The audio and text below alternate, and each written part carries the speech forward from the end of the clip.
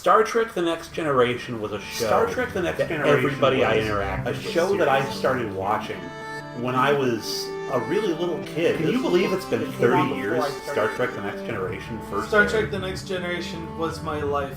I really grew up with this show. My relationship to how I should conduct myself.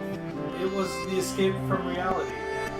Welcome to Next Generation's First Generation, where Patrick Delmore and Sascha Schaudies take a look back into their favorite childhood show, Star Trek The Next Generation. This is where we attempt to reconcile how we felt as children watching the show and looking back as old farts now in our late 30s, almost 40s.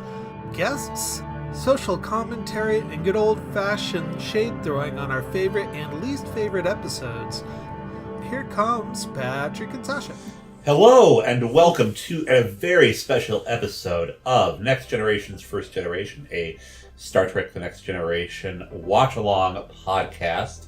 We are here looking at the episode Q Who, which introduced audiences at large to the Borg. With me today is another large panel of people. To my left is the guy that designs all the artwork that you see for this show, Matt. Hello. Yay, Matt.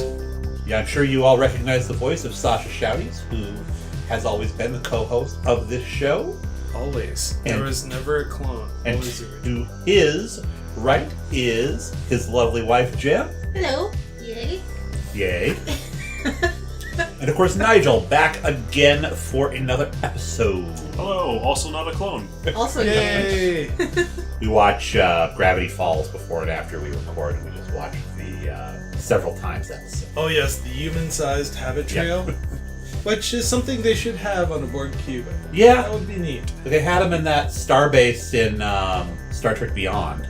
Ooh, the habit trail? Yeah. Sweet. It's all made out of habit trails. Oh, that means we can finally travel in tubes in the future. Future almost, right? Oh my gosh. Anyhow, if we're ready to get started, we are watching on the DVD. We're going to count down 5, 4, 3, 2, 1, and hit engage. 5, 4, 3, 2, 1, engage. Oh, there it is. Our beautiful ship. It looked like it wobbled a little bit as it was coming in.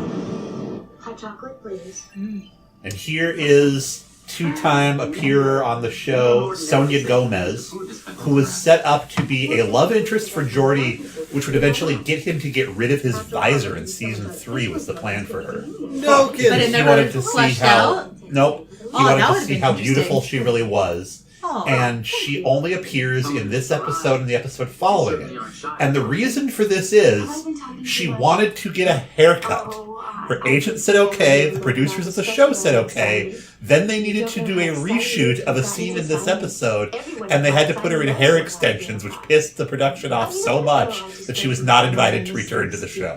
Wow, that would have changed everything. Yep. But a wig? So is that why her hair kind of looks crazy fabulous right now? Mm-hmm. I mean, she kind of needs a comb. And fans of the film Total Recall may also recognize her, although she is missing an appendage. Baby, you make me wish I had 3 hands. Yep. I forgot about her. Yep. Wow. And so one thing we just saw something interesting is that she was polite to a replicator. Oh my gosh. Hot Captain chocolate Picard. all over the captain. Oh, It's my fault, sir. stammering in front of the boss. Ooh, you're ribbed. Don't touch Wiping him. him down. Don't touch him. Okay. Oh, Like, that hasn't worked to Got get it. coffee off since the 1940s. She is way more soiled than the captain there. They need to both clean up right now. I wonder why they have a food replicator in the main engineering. Right. Coffee breaks. I feel sorry for the carpets. Like, man, now we gotta get the machine out of the cargo bay, bring it up here. Chief engineer, I think I understand. I just want to say, sir, that I'm very excited about this assignment, and I promise to serve you It's awkward. and my ship, your ship, Your ship. this Huh? ship. Wait, no, it was It's her her- ship. yeah, The it's ship. The ship. Well, that's why she said this ship. I'm sure that you will. She's so me. He's all, I had no The other way that reason she to talks. be here other than to get me. hot chocolate spilled on me. Yes. I came in one door, I turned the corner, and went out the other They door. say first impressions are the most important. I'll give you this. It's a meeting the captain won't soon forget. I think he will, and very soon. I would have totally watched Fish Islands. That- Very nice. Big nine. that relationship. Oh yeah, Sonia Between- Gomez is awesome. Yeah. She has got That great sounds screen, interesting. great screen presence. What the heck? Now Picard has stepped off the turbo lift. And onto shuttlecraft. It's cute. Dun dun dun. Did Q always show up in a captain's uniform? I always thought he showed up in an admiral's uniform. Cleaning service. Generally, he wears an admiral's uniform. So here he's wearing a captain's uniform. Makes me wonder if he wants to approach We're nowhere near Picard your as an best. equal. Sort of. I think it's just a production oversight because he's appeared as both on different random occasions. Interesting.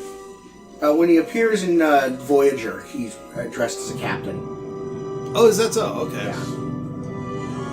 Here's our great little shuttlecraft in the middle of nowhere with Q as Looks a like buddy. the space RV. A space RV? Yes. Spaceballs. Yeah. That's what I Well, was an thinking. RV was an easy shape to make fly. That's what I think the RV that Shazam drove around in the 70s flew. Space. Ah. There's certainly a flying RV in Escape from Witch Mountain. Mm-hmm. And the yeah. runabouts just look great. Yeah. Those are a flying RV. So here we go. This episode is the 16th episode of Season 2, directed by Rob Bowman, written by Maurice Hurley, featured music by our ever-so-lovely Ron Jones. Edward R. Brown did cinematography, and this was released on May 8th, 1989. So I really hope that you're having a fun, fantastic, sunny day, and that you are not stuck in traffic beeping your horn. Unless it's because you like this episode, you should beep your horn a lot. Yeah, listening to podcasts while driving is a great pastime. Gene Hendricks. That would be the day that it released the day before I turned 7. Mm-hmm. Oh, wow. I'm going to try to remember that that's what your birthday is, Jen. We'll So- see how successful I am. In this It's a episode... hard date to remember. Sorry. go You ahead. know, your birthday? Yes. I know. John Delancey, of course, is Q. How do you say her name? Licia Naff? For Licia. Ensign- Licia. Licia. Yeah. Cole Meany as Miles O'Brien. Whoopi Goldberg makes an interesting appearance, though. I've got some questions about that when it comes up. Oh, yeah. They really needed to follow up on what they did with her in this, and they didn't. Mm-hmm. Where are we going? 10 forward. I always thought that's We're gonna forget the about we Selena are here. Talk, Selena. relax, look at the Um, stars. You need to I always thought that Oh, this no, I can see that. that Sonia here, I almost called her Selena Gomez. Yes, I am. That Sonia would make a great Lower Decks candidate. Absolutely. Jordy, Because she kind of always drips with this insecurity and hesitation, even in the second episode. whatever is out here, we're going to be the first humans to see it. And that's very interesting because she says, we're the first people out here and we're going to see it. And this is why I believe that Guinan is on the Enterprise as well. We'll get to that in a second. I was talking with my good friend Bryant about that this morning, and that Guinan actually has an alternate reason for being on the Enterprise. I guess I wouldn't say they're out there looking for new things because they don't do a lot of first contact on the show. The stated mission of the Enterprise as the flagship is to be near the fleet. No, it's to seek out new life and new Well, civilization. they say that in the opening thing, but they don't. How many times did they do first contact on this show? Oh God, Gillard and whatever at Tanagra. The worst episode That wasn't ever. first That was contact. not. Yeah, that wasn't first. That wasn't contact. first contact? Yeah, That was I like thought it 30, 45th contact. nobody had ever been able to figure out how to speak to those aliens. Yeah, it's what they do is they patrol. They're on a sector patrol. They're not deep space exploration. So here we are in 10-4. They're playing the creepy Something's Happening music.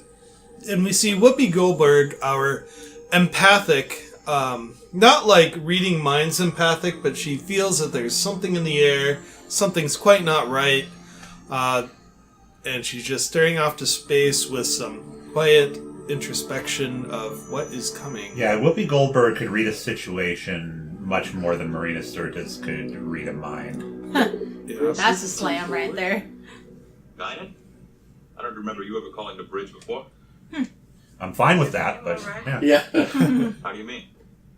Is there anything Well, unusual? Guinan kind of has this really neat leeway on the ship where she can Oh, Guinan, bypass I got protocol Why do you ask? but because she's friends with the captain. I'm not sure. You can imagine if Ensign Johnny... But Mott the barber calls up. Hey, Well, what's going yeah, on? there you Old go. Lecter? realistically, Guinan could be behind the bar and somebody goes like, there's this rumor that some crazy thing is happening with the ship, and she goes, you know what? Hey, Commander, there's this weird, everybody in the bar is like fidgety and everything. Could you tell me something to like calm the crew down here? Yeah. Okay, so where is Troy right now? Because Guinan feels something weird going on. Where's Troy? She's coming up. She Waiting wasn't for on a the single bridge. male alien to show up. So, what was the last encounter with Q? Is that when they wanted to meet with, they wanted to recruit Riker, correct? And part of the bet was, you'll never come back and bother us ever again. I'll take it. So, he's upholding that by pulling Picard onto the shuttlecraft. He didn't technically go to the Enterprise. Is everything alright? Now, this is really strange. They see Guinan a little out of sorts. It's like, I better go and check out engineering. Yeah, wouldn't you? Knowing what you know? Is Yeah, this the first time we see Guinan actually out of sorts? Yes. Won't be there the she last. Oh, there. She's got her poop face. It is There we go. Something's wrong. Where's the captain? Captain, this is Counselor Troy. I'm assuming her comm badge doesn't work. Computer locate Captain Picard. The captain is not on the ship. Well, she might have tried her comm badge and only got his voicemail. Why did he have to push a button to talk to the computer? All stop. Answering all stop, sir. Thank you, Wesley. It might be a more direct channel. I always wonder how, these important things are said and every single person on the ship hears them until the channel is open. I don't think the counselor freaking out that Picard's not there would be something they wanted everybody on the ship to know. response. Well, I'd assume that there's some AI built into it where... Well, there's person to person probably, and then there's the all ship. How can he get to the show? intercom? Yeah. Hear the You hear training that whistle? department. There's usually a whistle before they do I that. want to begin a methodical That, search work. yeah. You can hear something like the training department just announcing, we have CPR class on deck 9, 1700 hours. From these coordinates to cover the most area in the least time. So do everything Search pattern has been faster. input, sir. Engage, Mr. Crusher. So they're looking for the missing captain. They don't know where he is. First officer's log. Stardate I don't think I've ever heard Riker say engage. I thought that Picard was the only one that was allowed to say engage. I think there was a moment about that in Farpoint where Picard said, no, he said make it so. 6 Okay. hours. And Without success. Riker's like, excuse me, sir? And he's We've like, covered the go do area in a it. spherical Ah. pattern, which a vessel without warp drive could traverse in the time allotted. Widen the area. See, if they truly were doing a real wide thing search, they'd launch every shuttlecraft and separate the ship. Do we stay out here years? Now, I was told by a friend of mine that this is a trope off of an old prisoner movie where a guy was captured in World War II and he would do this with a ball to trouble the guards. Does that ring a bell for you? Well, it's to pass the time. Yeah, they do it in The Great Escape. You are That's impossibly it. stubborn human. It doesn't trouble the guards at Return me to all. my It's ship. to keep you from going If I crazy. return you to your ship, will you agree to give my request the full hearing? It's really interesting how Q always contracts every step. He says, if we do this, we're going to do that. Are you okay with that? He always kind of looks for that. I wouldn't say consent, but he telegraphs. Informed. Well, here what's going on. comes our super important scene that they don't follow up on at all. Yeah. What was she doing behind that counter? Stocking glasses, putting bottles down there. Yes. Our status board indicates Taking a the nap. shuttle is back Yeah. in bay 2. And the smile that Riker has, I don't understand. He's got this, like, sly, we've got him now look. It's like, what? He even has his tongue there. He's like, He's like, yeah. We don't have to fill out that paperwork that there's a man overboard. It's like, yes, I can still harass the women on this crew. It's like, so you're the captain now. These are some forms that need to be filled out in triplicate by this afternoon. If you're half the sense you pretend to have. So, here they're foreshadowing that Q and Guinan know each other from several hundred years ago. And no way to follow up on that. whatsoever. Those dealings were 2 centuries. And what kind of powers does she have there, holding up her fingers? She's an imp, and where she I think they're goes, both trouble using psychic always powers of follows. some sort. I think it just looks cool. Yeah. They're clearly messing with Picard. He thinks there's something going We're on. missing Q just snaps his fingers when he wants stuff. We're missing a charge. Kamehameha! I would love to see that turned into, some kind of GIF or Enough something. about this creature. She's diverting us from the purpose. So, of being. the only powers I could come up with Guinan is that she lives a long time. Which is? She's empathic.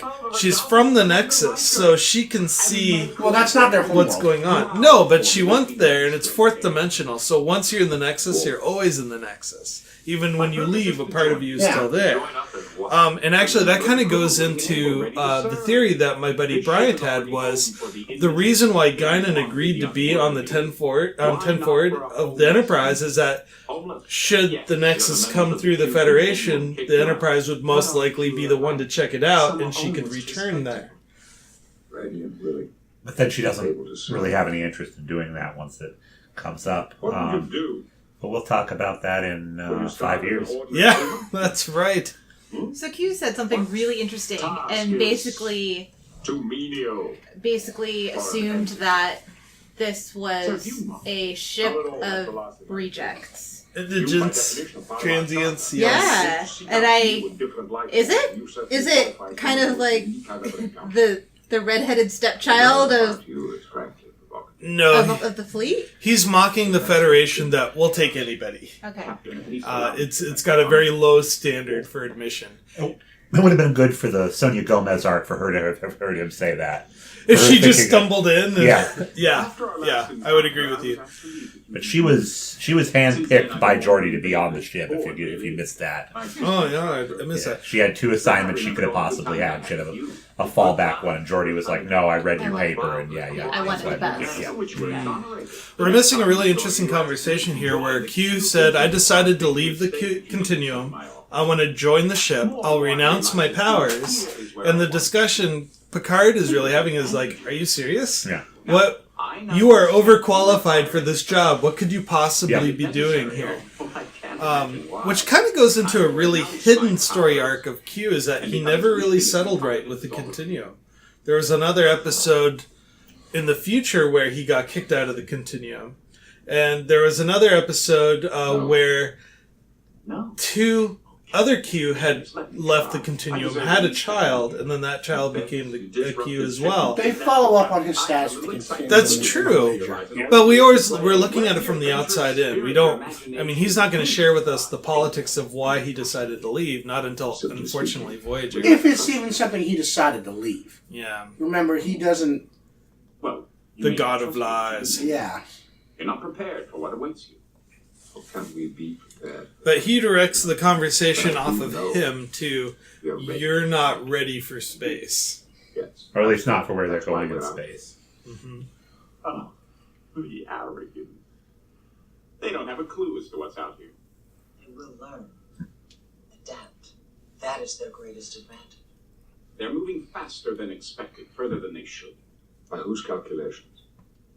You judge yourselves against the pitiful adversaries you've encountered so far. So what is the measure of humanity They're here? nothing compared That's to the what question. they- Q is saying, well, how good are you compared to what? Your previous Well, it's like experiences? declaring you're a great swimmer while you're in a wading pool. True. And also, it's interesting that he and terrors sets it up that, like, the Romulans and the Klingons are only, like, seen as, like, adversaries, when the whole reason that the United Federation of Planets works is to, sort of assimilate, just like the Borg do, all these people into, one culture that works together. They've done that with the Klingons. And they definitely have, will eventually have some level of diplomacy with the Romulans, too. We'll just have to see how ready you are. But we're about to meet a species that they actually had to back off. Every time they show the Borg again, they have to back off a little bit how dangerous the Borg actually are. It's true. Because they're that formidable of a foe. Bridge, this is the captain. So Q has now flung the Enterprise to a distant location. Status. According to these coordinates, we have traveled 7,000 light years and are located near the system J25. This is where we kind of get Voyager flashbacks. I thought, even when watching this originally, I was like, how cool if they just spent the rest of the season getting home. Why? Why? Why, to give you a taste of your future. A preview of things to come. And it's nice that, I mean, this is followed up on. I mean, the Borg become a big deal. Oh, yeah. Unlike the rivalry between Q and Guinan. Yeah, that was an undeveloped story. Well, didn't it kind of develop in that one where Q loses his powers? We see more of an interaction between him and Guinan. Yeah. Is she in that episode? Yeah, she stabs him in the hand with a fork. Yeah. Oh, that's But right. those- That's right. I laughed so hard at that part. Those two never have much more of a relationship than if you saw a couple of exes fighting with each other. They're very familiar with each other, and one really just hates the guts of the That other. makes me wonder if they were exes then. That would have been hilarious. Captain's log, stardate Because do they ever go into how they did know each other? No, Well, there we you go. never know. Feel compelled to I don't know, does the written literature cover any of that? before heading back. Captain, the sixth planet in the system is Class M. So now we're going to pick up a thread from the first season in the neutral zone. And they're noticing a planet with identical rips and scrapes from the surface that we saw in the neutral zone. Originally, they were supposed to introduce the Borg in a two-part series from that episode, but because of the writer's strike in '88, they had to put their plans on hold. A ship. Now, on an intercept course. On screen. It's interesting with the ideas that the Borg just scoop up the cities to take the people, but that we only ever see the result of that and not them doing it. Because when we see people get assimilated later on, it's more that they just get walked up on and poked. Right. Not that their city gets taken in onto the ship. You know, you make a really good point here, is that Pacific Bridge. they push pretty hard. They push pretty aggressively that the Borg are interested in new technology, not the people. But it's the assimilation of the people is what we focus on. Yep. The screen. We don't see a Borg tech team beaming off a computer and taking it apart and doing a forensic analysis and saying, this is great. Well, they're going to cut a big chunk out of the ship, though. Not true. Picard of the USS Enterprise. But again, less scary every time you see it. This is Captain Picard representing the United Federation of Planets. It's like they're kind of like there's those weird trees that grow these things that look like apples, but if like their sap falls on you, you go blind. If you eat the apple, your organs melt. What? You haven't heard of these? No. I don't remember where they are, but it's like, yeah. That They sounds all terrifying. they all have to have signs on them saying how deadly the tree is. You're familiar with this life form? Yes. My people encountered them a century ago. They destroyed our cities. Well, this is that weird transition where she's watching initially watching on like a little screen, and then Picard's like, "Go to the bigger one." They'll destroy you. Shields up. Aye, sir. On deck. Stand by. So I wonder if it's on purpose that thing is supposed that cube thing looks like the one in the Mecca. In the Mecca? The big cube thing that people go and worship at. Oh, in Mecca, In Mecca. You know what I'm talking Oh, about? in I the didn't Islamic realize culture. that they had a cube in Mecca. Huh. But you know what I'm talking about. Yeah, I know what you're talking about. That was kind of a slow response on Jordy there. He's just like, Oh, I know. oh, I'm going to watch this guy for 3 seconds before I call it in. He could be dumbfounded. Every time there's an intruder on the ship, Riker goes, "Are you sure, Geordi? Keep an eye on it. If it becomes Yes, a problem, yes, let I'm me know sure." again."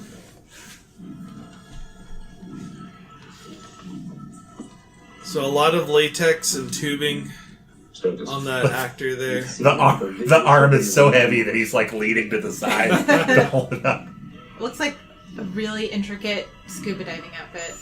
Interesting, isn't it? Not a he, not a she. Not like Here's Q coming in, kind of doing the play-by-play for Picard. What is it you want? Just checking it out. This Borg is completely ignoring him. Now, raising your hands like that and walking forward, I would imagine, would be considered threatening in some You cultures. understand me? Understand you? You're not nothing to him. He's not interested in your life form. He's just a scout, the first of many. He's here to analyze your technology. He may attempt to gain control of the ship. I wouldn't let him. There we go, the cool lightning effect. This time it's green. I cannot allow you to interfere with the operation of this ship. When I remember watching this, I was completely dumbfounded myself. I love it. It's like Go Wharf. It's just like, no, I'm not gonna get near him. I'm just gonna let him throw that peon at. Yeah. And Ricky? Yeah. Yeah. Get your hands dirty. At least he didn't kill the kid. Right. Well, that didn't work. Phaser is effective. Oh, see, I don't like this. That he then looks at them and he's like, yeah, what? Use whatever means to neutralize the invader. See, that's the thing that doesn't get me is like, at first we're going to try to grab them. If this were any military ship and they caught somebody in main engineering tampering with the systems, they would just shoot. They wouldn't be like, you know. For instructions and on the Enterprise, go grab him real quick. They could beam him off. They could put a force field around him. They could.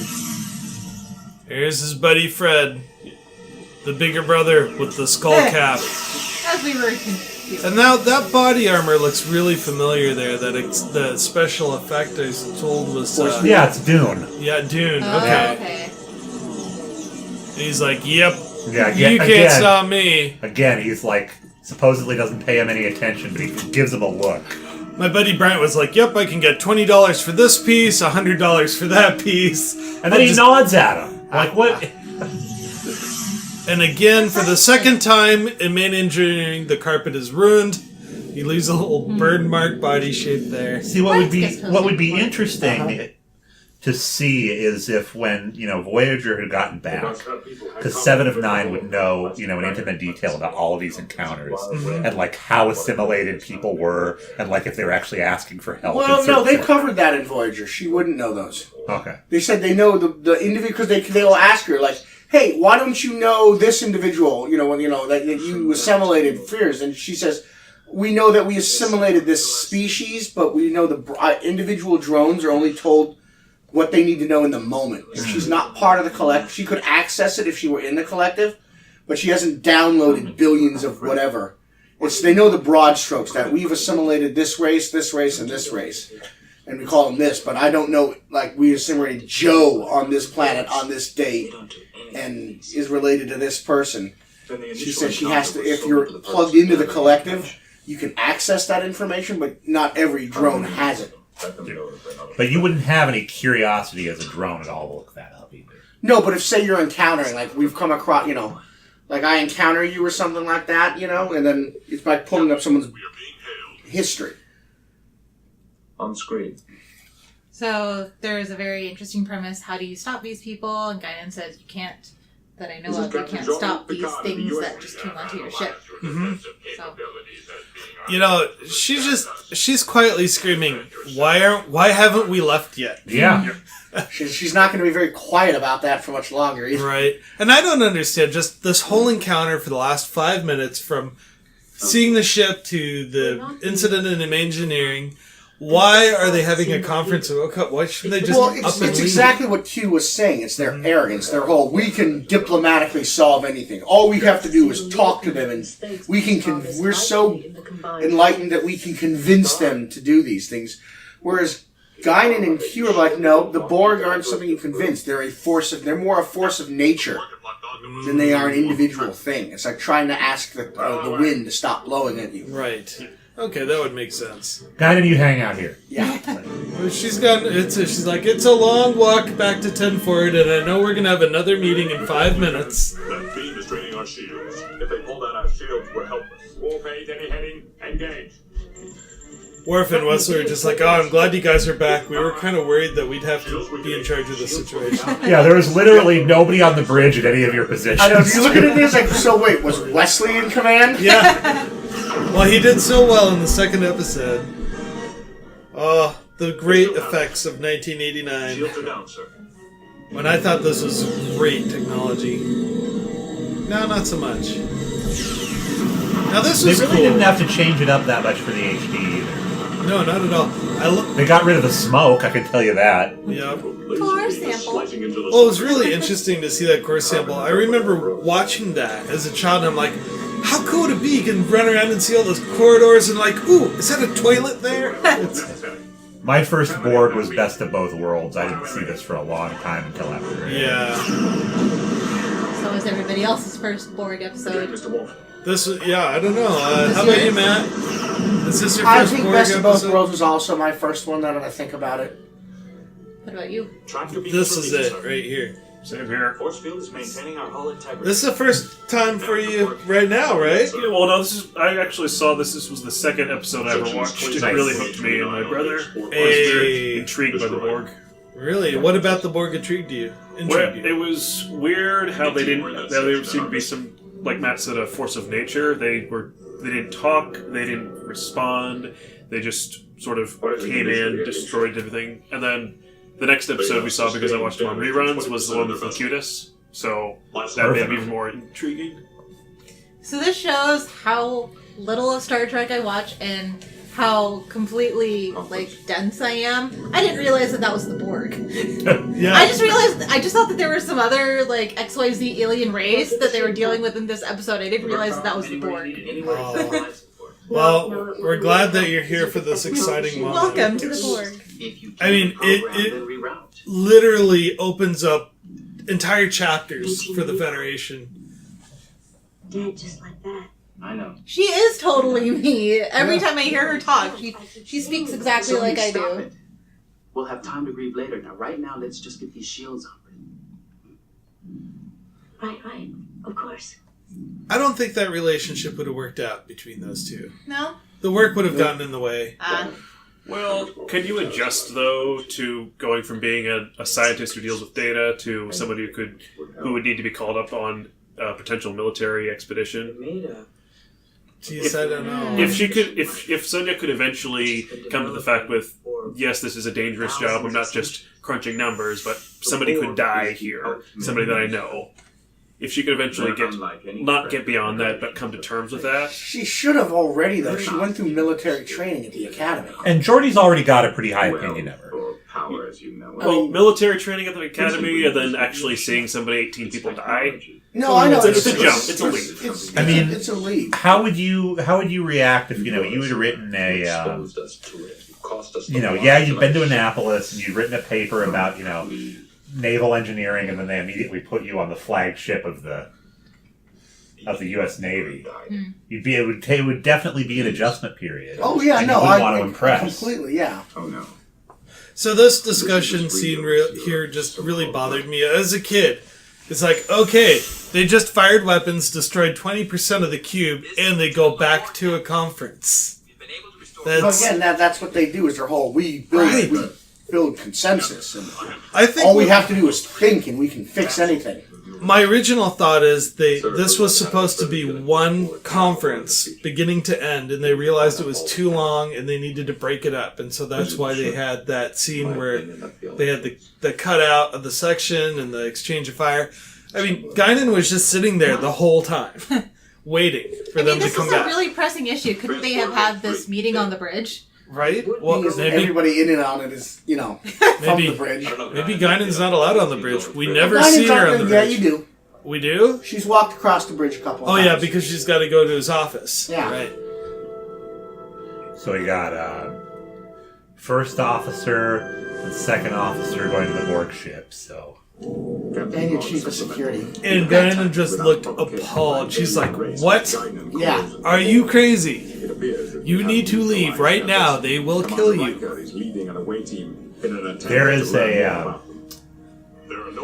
is an amazing artist named Louise Nevelson that when Matt and I were in school, we had a teacher that was kind of obsessed with her, and she makes artwork out of everyday objects kind of mounted on a wall within frames, and it looks just like the Borg ship. Oh wow! Yeah, nice. I'm positive she was an influence on how they did this, because she was kind of a big deal in her field. Well, this is the iconic moment. Look at those disk drives on the wall. Do you see them? There they are. And they're everywhere. Yeah. Holy cow. And now you can see it, you can't unsee it. They're everywhere in this scene. But that's how they did it with Next Generation. It's all, everything there had another purpose, and they just, turned it on its side and made it look like something sci-fi. Yeah. When they went back into Best of Both Worlds, all I could not unsee was the dryer vent ducting that they had. Yeah.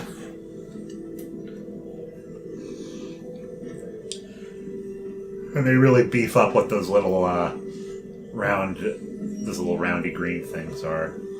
Because, they later say that's where, the Borg place their heads. So all of these right here, and then just having watched the movie AI, I think the creepiest thing about artificial intelligence is knowing that these things can act like a human and then seeing them not alive and just seeing them in their machine-like states and realizing that no, they're not human. It's weird. It's eerie. When did you just watch? Did you just watch AI, Jim? No, but this reminded me of that scene where Haley Joel Osment's going and looking at all of these other AIs that have been created, and it was just such a creepy scene. And of course, Data tries to he's take like, on that. How smart is that? Who am I? I believe each slot is Well, designed for a that specific board. bizarre thing that to make him a Borg, they would give him human flesh from the first contact. Well, they did that, and it's a 5 years from now conversation. They did that as a way to manipulate him. So Maurice Hurley helped develop the idea of an insectoid race that had a hive consciousness, and it kind of evolved into this. My personal belief, and I've heard this elsewhere, is that they kind of stole the Borg from the Cybermen, or the Daleks from Doctor Who. Definitely the Cybermen. Yeah, not so much of the Daleks. Well, the Daleks, they had the creature inside, and then the machine component, whereas the Cybermen were all machine.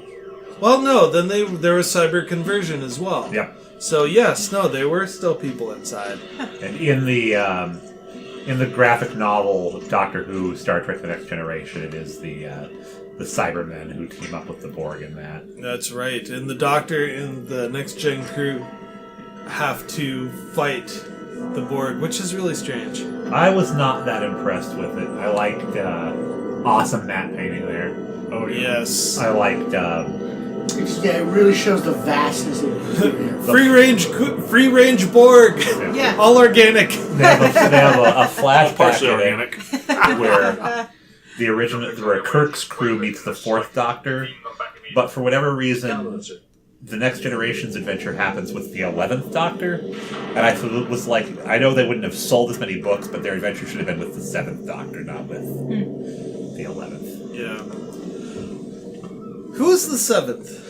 Sylvester McCoy, who's the guy. He's got kind of the boater hat, and he's got the U-boat captain jacket on, right? Yeah, that guy. I still think that Tom Baker would have done great in one of those comics, but... Well, he meets Kirk and crew, but it's a really quick scene. True. It's just so that they have it in their database about who the Doctor is. This is super creepy. It creeped me out. The babies with the gadgets. And they really don't reference... I mean, they do later on in Voyager, but again, it's one of those... It's just an insulin pump, guys. Seems... It's like, those babies are reacting like babies, not like Borg. Right. Well, the babies aren't really... Those babies aren't Borg babies yet. No. That's like, you'd think that they would tell Pulaski, like, yeah, there's, like, babies and stuff here, we should save them. But it's like, no, we want to save, They're really not giving any regard to the cultural response, so if the Borg just beamed into the Enterprise's daycare and started looking at the kids, I mean, that would have there'd be a provoked response. Very much so. And here, they're just checking out their babies, pulling out the baby drawer. Yeah, like, Next whoa, Generation is the only show you could do this on, but you could have had a story just like that where it's, like alien observers, and they just give the children candy and balloons and go away. Yeah. And they're like, well, thank God we didn't shoot at them. So they made the discovery that the ship is regenerating, which I don't know why they're surprised about that, because after any Did we battle... miss the animation of that? Because it looked really Oh, cool. no, it's coming up. Okay. It's coming up.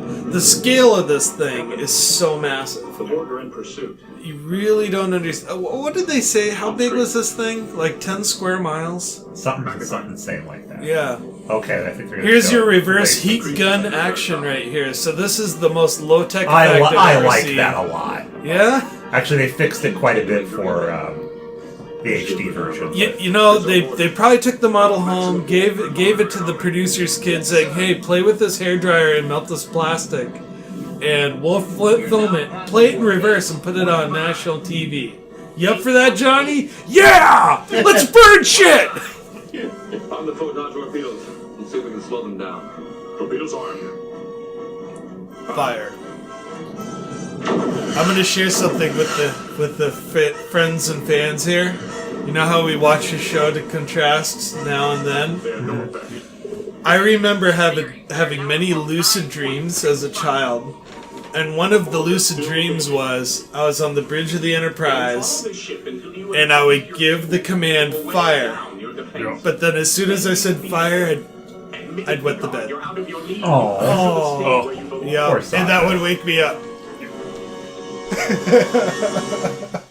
I mean, you fired. So. I fired. You were trying to put it out. Yeah, exactly. And I'm so glad that didn't happen last week. Yeah. I understand this. But you know, if I continue to be a fan in my 70s, 80s, or 90s, I can revisit that during my incontinent care. So there we go. Reports of any damage to the Enterprise. Captain. Worf is always unusually hostile and inappropriate scenes, especially in this episode. Because they hadn't really got his character nailed down yet. Yeah, you might be right, but it just seemed really inappropriate, like when they were in the 10 forward talking to Q, and all of a sudden Worf would just step a little closer, and where the captain said, "Worf, go stand outside." Yeah, they make them because they're still working on the old model of the Klingons. Very aggressive about everything. The reactionary animal versus the trained warrior. Yeah, they haven't gotten, because it wasn't until much later when they start. Michael Dorn helps to do their version of like judo and stuff like that. And, right. What was the name of that martial art that they had? They regenerate and keep coming. I do want to point out that they very specifically say in this episode that there is no leader to the Borg at all. That they're all of equal. Did Q say that? Both Guinan and Q said that. Q would know better. Yeah. Well, for all intents and purposes, there is no leader. The Queen is in the Delta Quadrant. Well, and we only really meet her in First Contact, or at least from Picard's perspective. Guinan and Q both do one thing in common. They only give as much information as they need to get through the moment. Right. They're not good at volunteering of what's going on in the larger picture. Yeah. And that could just be for, creative license so they can fill in the blanks later on. What we did miss in this conversation, because I was so busy talking about my nocturnal emissions, was Q is basically saying, they're going to hunt you down. They will never stop. You will run out of fuel. They will run you down, and then you will be theirs. So now Q's come back and says, "Well, I gotta leave. Yep. You guys seem to be have this under control." You wanted to frighten us. And now we're gonna get some really good Patrick Stewart Shakespearean acting right here. For the moment. I got that. Huh, I like that. You wanted me to say, I need you. I need you. Oh, acting. Acting! Oh my gosh, the acting. So there are all these people that are now that work on the show that are going back and being like, "Oh yeah, Q totally had a subtextual homosexual crush on Picard." That's like I don't see that at all. No. They're saying that because it wins them fans now. Maybe psychosexual of look how much you could be. Maybe like in a really creepy grooming way, like I could make you great. Yeah. Come with me. What really frustrates me here is that Q is applauding Picard for saying, "Hey, you asked for help. You admitted that you were weak. But earlier, when Q was in the conference room, Picard said, "Hey, 18 people died because of you," and so it kind of goes back and forth unfairly. This is by far and away the most loss of life we've ever seen on Next Generation from anything they've done. Yeah. To this point. Yeah. 18 people, because Wolf 359 is real bloody. And we don't actually see them die. Yeah. Well, all of a sudden everything's back to normal. Almost a whiplash ending. It's very... Look at that. The episode's over. So the reasoning behind the episode was Q just wanted Picard to admit that he needed him, and then episode over? Yeah, to show them that there's something out there that is... that they're not ready for yet. Q set a series of events into motion. Yeah, so Guinan's going to tell you what the point was. So this is the guiding part. The guiding light that is Guinan. She says, these people are out there, they know about you. It's up to you on how you want to react. Just raw material to them. Since they're aware of your existence.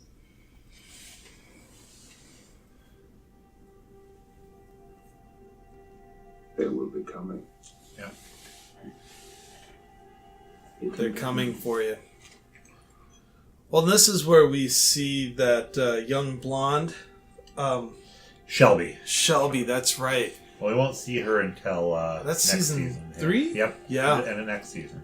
That was a season opener, wasn't it? No, it's the season closer. See, right here is where he finally realizes that Q is kind of like the harsh parent of the kid. It's not... Q's not trying to mess with us. Mm-hmm. He's one of those... He genuinely has an interest in humanity, and he's like, humanity needs to learn this. If you're going, you're going to go out into the universe. We know we can't stop you, but you were just going to make things so much worse if you go out there and think everybody's at your standard.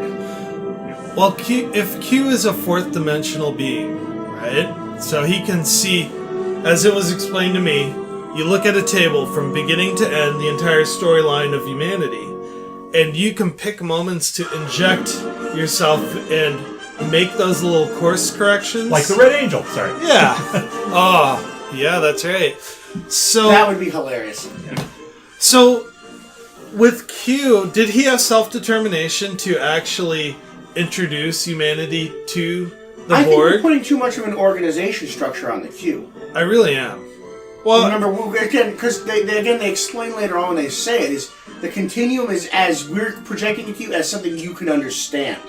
So when he talks about the continuum and the judges and the robes, that's just because humanity will perceive something as a they were trying to they were trying to stop humanity from coming out. Yes. So their first interpretation was, if we come at them as an authority figure, a judge saying, this is our judgment, you have codes of laws, we're sending you back. Right. That's how you'll perceive it. That's why he used to appear as an admiral, Picard's superior.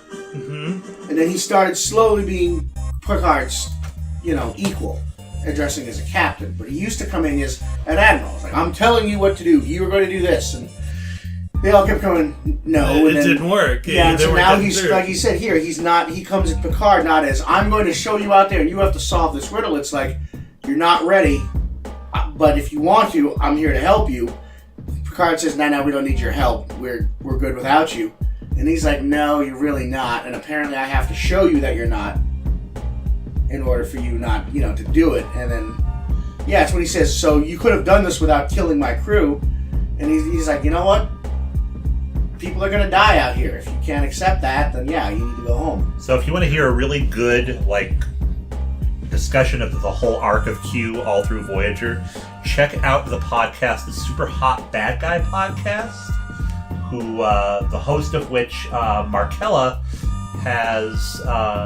we've been networking with her a bit, and I want to plant the seed that we would love to come on and talk about the Borg Queen with her. Oh, that would be great. Yeah. Borg Queen. Yes. Yeah, there is a queen. She's introduced in the movies, and then they expand upon her in Voyager, loosely. And then in over on Star Trek Monthly Mondays, Chris Honeywell and Andrew Leyland covered this episode along with Samaritan Snare, and it's a really good conversation. That's what reminded me that Ensign Gomez was also the triple-breasted whore of Galactica 7, or whatever the name of the planet is. No, Eroticon 7. No, it's the name of the planet is like... What? No, it's Mars. It was in Total Recall. Yeah. No, I'm thinking of the other one they were talking about. Oh, is she Excentria Columbus from Hitchhiker's Guide to the Galaxy. Okay. Of course. So, anyway, let's... you're intergalactic brothels. He's got a punch card in his wallet. Alright, so Nigel, you said this was your first Borg episode. Yes, I think it was actually my second Star Trek episode overall. Mm-hmm. As such, I will give this 4 out of 5 Borg cubes. They were an imposing, good bad guy. We had seen several things from them that we'd never seen before. A regenerating ship, just a bit, this weird stand-up alcove sleeping arrangement, and they were really different. So it's a huge departure. It's very sci-fi. Loved it a lot, and it scared me as a kid. So that it gets a cube for that alone. And I really like the sort of dynamic between Q and Picard that's developing, because we had seen them in the last one where more or less Q was defeated, and here he's come back, and so he's opened up the door for future engagements, and Picard admitted that he couldn't do something. So as far as character, I think this was a great character episode. It was a great sci-fi episode. I think I'm actually going to switch it up, as this was a 5 out of 5 for me. 5 out of 5 5 cubes. out of 5 easily. Very cool. Would that make... No, you would actually need 6 cubes to make a cube out of all those cubes, not 5. Very true, but that's pushing the analogy. Oh, okay. Alright, so Miss Jem. So I think I would probably give it a 2.5 out of 5 Borg cubes. There were a lot of things that the stuff that I like in Star Trek could have developed, and they didn't. Like, I would have liked to have seen what the relationship between Sonia and Geordi would have been. Yes. Well, and I would have liked to have seen more of Troy there. And wouldn't it have been interesting if there was like a Troy versus Guinan, psychology... A feel-off? Yeah, like a feel-off. Wait, phrasing. Granted, I'm not a huge fan of Q, so I don't really like Q episodes. Mm-hmm. And that's probably why I didn't give it a very high rating to begin with. So, yeah. But it wasn't heavily into, like, okay, there's ships and technical stuff. So I gave it a little bit of a higher rating for that, because there was actually character, not universe. So that's why you're right in the middle of 2.5. Yeah. 2.5 cubes. Yeah, and I'm not sure how I feel about the Borg. So 2 cubes and 1 2 cubes and 1 rectangle, right? Stop that. Oh. Okay. Because a rectangle is not half a square. Oh. Maths. That's why I have a degree in colored pencil speaking. Alright, so I'm moved by this episode for a lot of reasons. We have the Sonia Gomez arc that failed to launch, which means that because of how that character went down and where that character went just for the next episode, that totally could have changed the entire storyline for Geordi. After the Samaritan Snare, we never see Sonia again, and Geordi is always struggling with women, having a hard time connecting with them, just trying to explore who he is, being true to himself, and yet finding somebody. But they were about to introduce a love interest for him that we'll never know how that went. So just because of how these 2 episodes went down, on the production side, not on the storyline side, we'll never see what could have happened with Geordi as a main character. And another great guest star, Sonia could have been the next Colmini, for all we know. Yeah, can I say something really quick? I think that out of all of the characters on the show, I haven't really found anybody to find myself in, and that's usually why people like fiction, is like there's somebody that reminds me of me, and I can lose myself in this story because I relate to this person. Yeah. And I relate to Sonia, and that she doesn't come back and is not a main part of the cast. I'm like, you know? Yeah. Well, we still get some lovable moments for her and Samaritan Snare. That's the next episode. So we have that part. We have the Q-Picard relationship, which Nigel touched on. And it's where it's starting to develop into that mocking mentor-pupil relationship. The reluctant pupil who hates his mentor, and the mentor is like, stupid kid, let me show you how it's done. Yeah. But good for you. You figured it out. Bravo.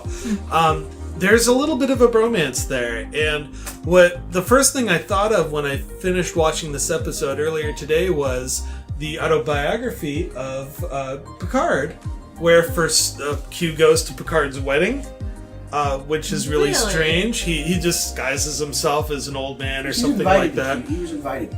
Yeah, well, he was invited, but still that Picard would invite him. Yeah. It's just, so you can see the arc of that relationship. Q brought back data from the dead, according to Q has a relationship with data that develops over the series. I like the autobiography of Jean-Luc Picard, but you got to remember that it is fan service. It's not canon. That's true. The new Picard show, I am sure, will throw out a lot of what's in that book. Oh, very cool. Yeah. That's true.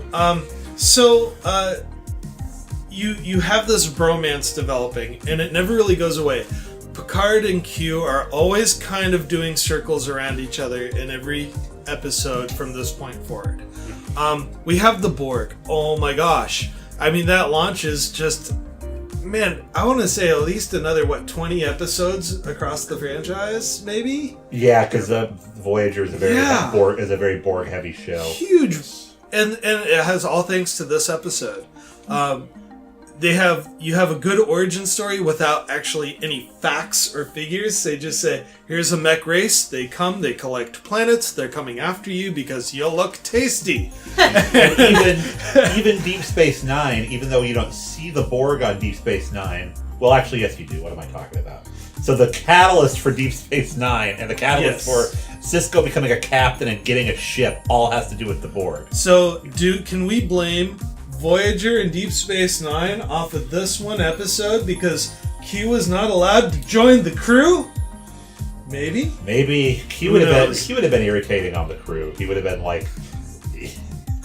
He should have been working right next to Mott the barber there if he renounced all his powers. It would have been, There's a spot in engineering with some hot chocolate on it. Yeah. We've got Here's Guinan dispensing her advice, and Q comes in with a Panama hat, a small goatee, and a shirt that says "Well, actually" on it, and just starts talking over.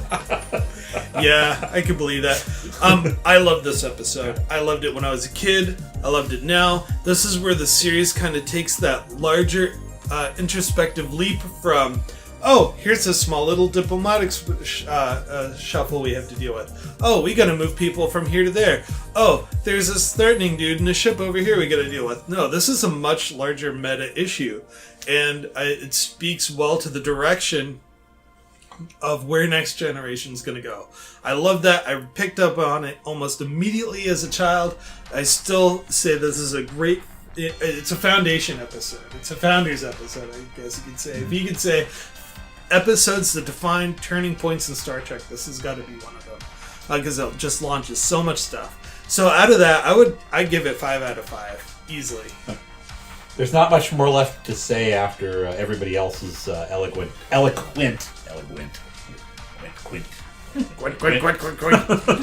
dissertations that they have all given. I also give this 5 out of 5. The Borg were just a special, exciting thing when I was a kid. We'll talk more about that when we hit Best of Both Worlds, and definitely iBorg. Oh, that's a great one. I mean, because you didn't have the internet back then, so when they showed up, it was a total surprise. Mm-hmm. Yep. Our local newspaper had in the entertainment section, a quarter of the page every Saturday was just little stories about Star Trek, because it's when Deep Space Nine and Next Generation were on at the same time. Oh, the parallel. And that was a huge deal to read that little section of the paper. That was like where I went before I even went to the comic strips. Wow. Was that Star Trek news. And man, just hearing about the Borg there, and and Michael Dorn's wanting to be Captain Worf too was first came up in that little corner. Oh, no kidding. Wow. If anyone has any of those paper clips, take a picture of them and send them over to us. Oh, yes. Put them out From on the our Seattle page. PI, we would love to show some of those. I mean, that's some Those good paper historical... clips, I thought you were talking about the metal. Oh, not metal paper clips, but yeah, it's Newspaper clippings, yeah. it's good historical stuff that we just don't see anymore, and it's a dead medium now, the newspaper. So. And then, Matt, did you give it your rating for this? No? You're shaking your head no. I just haven't done yet. Oh. I'll give it a 4 out of 5.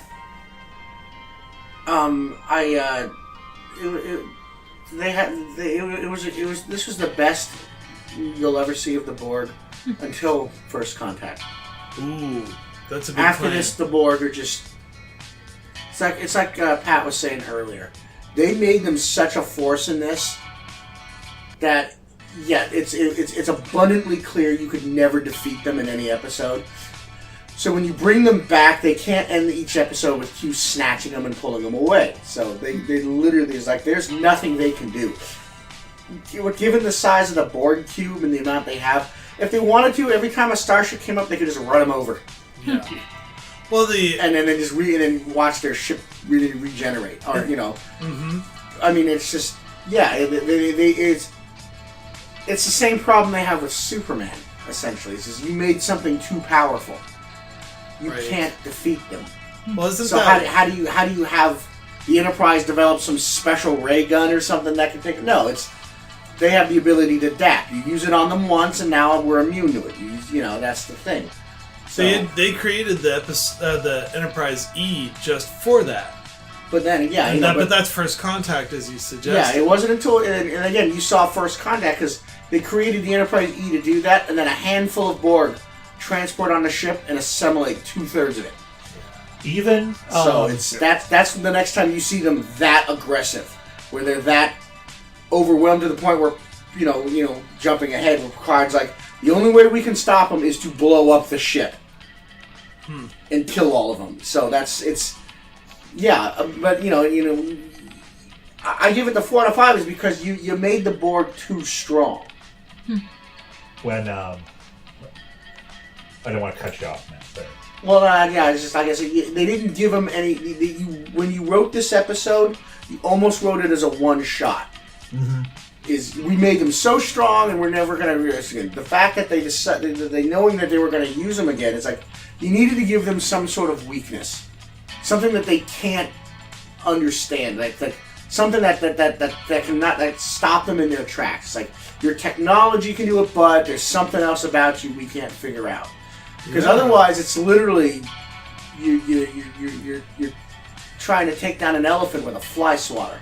Oh man, we should. Well, they figured that out the next time we see the Borg with the Locutus episode. I can't remember the title. That's Best of Both Worlds. Oh. But then after that, you have Iborg, and so both of those were brought down by Locutus. They just hacked the back door and put them to sleep. Yeah. Iborg, they just fell in love with it and let him go. But then you have Lore, who just was somehow corrupted them socially. But not the whole collective, just a handful of Borg again. And it was actually from Iborg. Oh man, we could do a whole show on that. Yeah, but that's the thing is, the Borg being what they are, it's basically when you see the Iborg. Yeah. And then you go into Descent, which is the one that what they lit on. It's a handful of Borg, maybe at the most one cube they infected. Yeah, and then the collective would have just cut them off. Which is simply what they did. It's like, is they would just partition them off and say, maybe we'll study it, maybe we'll memory bank it, or be like, you know what, we're just not going to deal with this, so, yeah, you cut it off and replace them. Wow. And, again, that's what you do when you think of it, you think of them more as a biological virus than you are, a sentient race. They don't have the captain of the Borg ship. This drone goes down, we replace them. This section is destroyed. They even said it. They reroute functions from this side to this side. That's why it's a cube. There's no bridge to destroy. No main engineering. There's no. There is a nursery. Yeah, there's a nursery, but there's probably multiple nurseries. There's no little dome on the top of the ship where all the command drones sit that you could easily take off with one shot. Pew pew pew pew. Yeah. all the corridors all look the same. They did a really good job, but I think they did too good of a job. So you need Borg kryptonite. Yeah, you needed. Because if Q hadn't jumped in, they'd have just messed up the Enterprise. Well, did you have anything else to No, contribute? I'm happy. All right. Ask one Go ahead, thing. yeah, Do you still do the overall rating of the episodes? I remember when we first started this entire podcast, you would say this is the rating of this particular episode in, I don't know if it was in all of the Next Gen episodes or in all of Star Trek. Because everybody seemed to rate it so highly, and I feel like if you are a Star Trek fan, or at least a Next Gen fan, well, no, it sounds like a Star Trek fan in general, that if it's a Borg episode, it's going to be a good episode. And then me not really being a Star Trek fan at all, where I'm like, Borg, whatever. So, and it makes me wonder how popular it was overall, but we can probably look that up later. Yeah, we can. I know that, so the way this podcast is designed, we score it at the end of every episode, and then we'll have a wrap party at each session, and then we kind of talk about like our top 10 at the end of each season. Interesting to note about this episode, because they went over budget with this episode and Elementary Dear Data. That's why we got our clip show at the end of this season, because they didn't have money to produce another episode, which was really weird. But okay, well, that's about it. Please make sure to check out our Facebook page. Next Generation's First Generation. We also have an email address, just nextgenfirstgenpod@gmail.com. Please send us your emails. Aaron Henley, we would love to hear from you again. We had a great time reading your stuff on the air, but anybody else that has commentary on what we're saying, heck, we don't even mind being corrected if we made a mistake. We love to network with you. I make 10 mistakes a day, but this podcast is not one of them. All right, folks. Well, it's time to do catchphrase. Have a wonderful day. Next time on Star Trek: The Next Generation, Captain Picard's life is on the line as he faces a critical operation. This man is dying. And Geordi is held hostage by alien kidnappers. Drop your shields. This is the Enterprise. Return our personnel or face immediate reprisal. 2 lives hang in the balance. The captain needs our help. Phasers ready, sir. My friends, my people, they're trying to kill us. Fire. On Star Trek: The Next Generation.